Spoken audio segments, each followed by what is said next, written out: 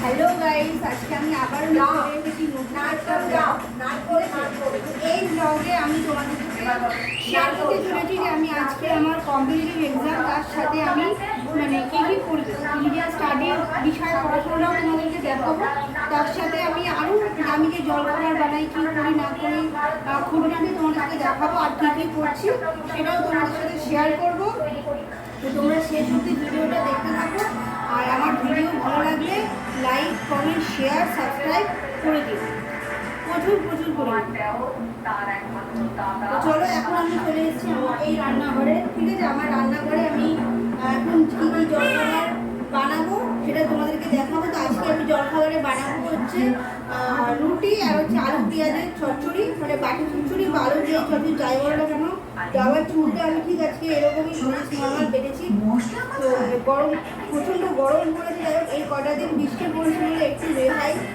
বেশি কথা না হলে আমি তোমাদেরকে দেখাচ্ছি আমি কীভাবে করে নিজের রান্নাটা করবো। আমি হয়তো রান্না পুরো নই, কিন্তু যতটুকু পারি করার চেষ্টা।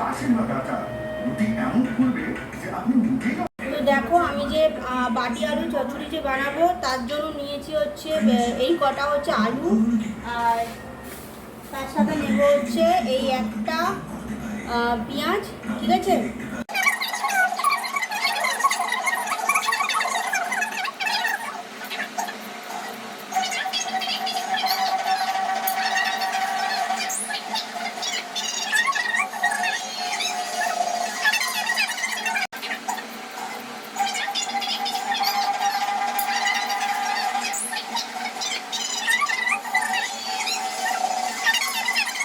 তো এই হচ্ছে আলু। আমি এটা বেসিনের মধ্যে নিয়ে নিয়েছি।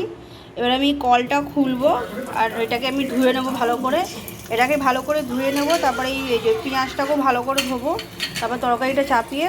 তো আমি এখানে গ্যাসের ওপর আমার প্যানটা বসিয়ে দিয়েছি।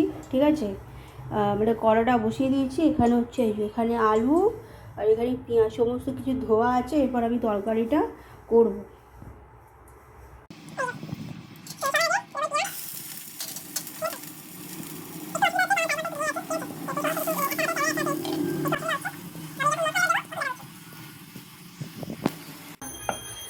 বেলুন চাকি, আর এই হচ্ছে আমার ঠিক রুটি। ঠিক আছে, মানে আমি এখন রান্নায় পুরো নই, তবুও জাস্ট করার চেষ্টা করেছি, করতে করতে ঠিক হয়ে যাবে। বন্ধুরা দেখে নাও, আমার জলখাবার ইজ রেডি। ঠিক আছে, এইটা এই যে পুরো জলখাবার। তো দেখতে ঠিক কেমন লাগছে একটু আমাকে জানিও। তো এই হচ্ছে তরকারি, এই হচ্ছে রুটি। এখন আমরা খাও করবো।